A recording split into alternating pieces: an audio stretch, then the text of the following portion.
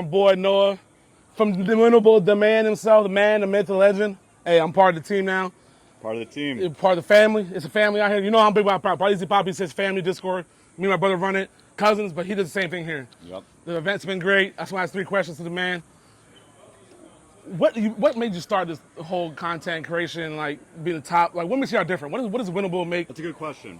There were existing platforms to help sports betting creators like you aggregate, organize, and ultimately monetize their audience. But they were created by people who didn't understand the world of sports betting. They weren't sports bettors themselves.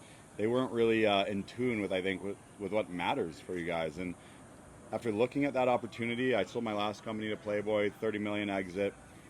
Could have taken time off, and I didn't. I saw a lot of opportunity to create what I look at as the OnlyFans for sports betting, the turnkey solution that handles digital storefront, payment processing, subscription management, content delivery for thousands, now tens of thousands of content creators in the sports betting vertical. And I really do believe that selling sports picks on Instagram will be to 18 to 40-year-old men next year what selling nude pics was to 18 to 40-year-old influencers, females, back in the day. And at the end of the day, bro, if you can make millions of dollars a year, millions of dollars a month in some cases, you should be able to do that with sports betting content. And we're the substrate, the infrastructure, the middle layer to allow you guys to do that without having to worry about payment processing, storefront, all that shit. Turnkey. You focus on the content, we'll focus on making you money. Facts. You hear it from the man and stuff. One question I have is, like, what do you see Winnable, or like you said, with the OnlyFans in 5 to 10 years? People like me, sports fans, are we going to integrate in something the next level? Stephen A. Smith's getting old. Max Kellerman's getting old.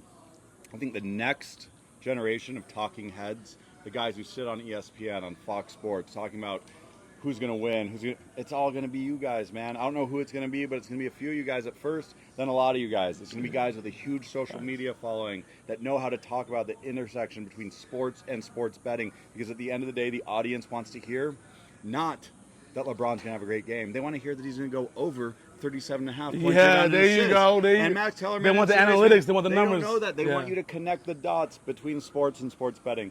So I think the future is so fucking bright for all of you guys. I'm so excited to platform you now, and I'm even more excited to be your agent when you're making $20 million a year. Working for ESPN. Yeah, money. Hey, that's a money man right there. Women lie, men lie, numbers don't. I always tell you guys that.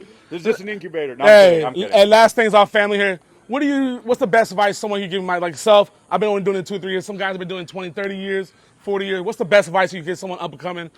They're trying to get into the space or already in the space. For you guys that are already in the space, that are already cooking, the best advice I could give you is don't look at yourself as an influencer. Do not look at yourself as a handicapper.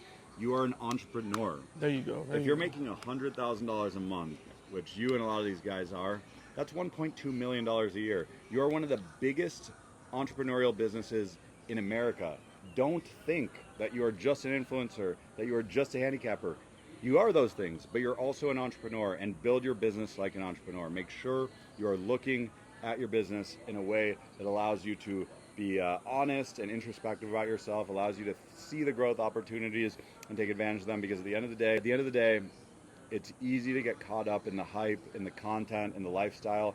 But for you to hit your full potential, you have to take a step back and look at your accounting, look at your ROI, look at your LTV to CAC ratio, look at what you are doing that's not working, what you're not doing that could be working. If you're not an entrepreneur, then you're just an influencer, and none of you guys are that. Yeah.